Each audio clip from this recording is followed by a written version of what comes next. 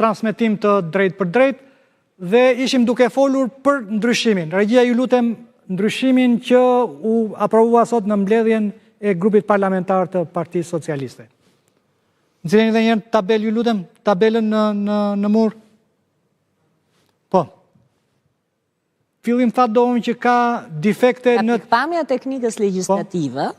Qatë defekti ka? Kene presidentin e Republikës, avokati popullit, kryeministri, zëvendës kryeministri dhe ministrave.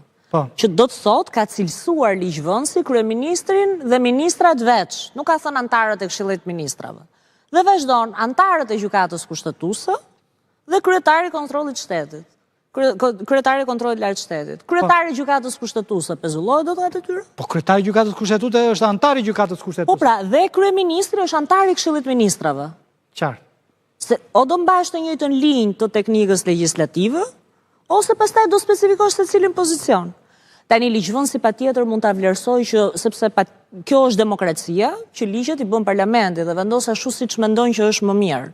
Por siç e thash, ke ndryshimi i kodeve, duhet të rregullohen ato problematika që kodi ka, dhe procedura penale, kodi penal, ne kemi problematika që i kemi nga praktika, që janë përditshmëri, që janë domosdoshmëri për qytetarët sa i përket kozgjatjes së gjykimeve, garancive procedurale. Dhe në këndvështrimin tim, kur ti do bësh ndërhyrje në kod, mirë është që ti të bësh një paket për ato që janë të rëndësishme. Siç nuk na ndodhi as në kodi penal. Mund t'i thuash 2-3 që janë më eminentet, më shqetësuese. Kemi gjyqtarin e seancës paraprake, për pushimin e time nga prokurori i rifillimin, sepse çfarë po na ndodh? Po na ndodh që gjykatat po kanë praktikë të ndryshme.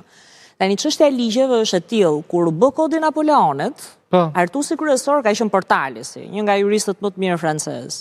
Dhe kur po miratoi kodi, ata ndonjën 4-5 orë që e pyesnin si do kuptohet kjo, si do kuptohet ajo. Dhe në fund ai thotë, "Shiko, ju mund të rini edhe 4 ditë dhe unë t'ju përgjigjem gjitha pyetjeve tuaja."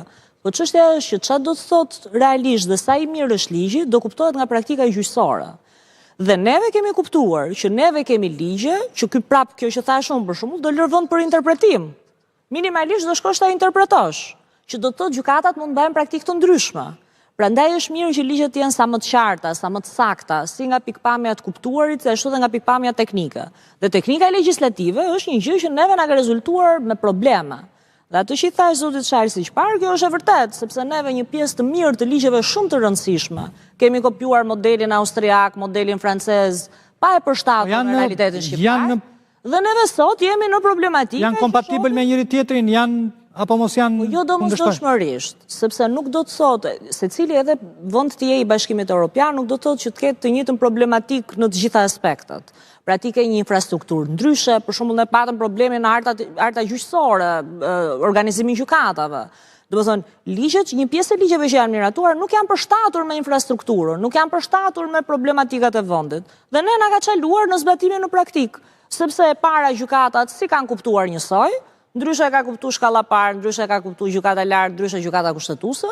E dyta, kemi pasur problematika nga zbatimi. Ne bëm një kod drejtësie penale për të miturit, krijuam një institucion që duhet ishte riedukim për të miturit, është bërë institucioni mbas 7 vjetësh që hyri kodi fuqi.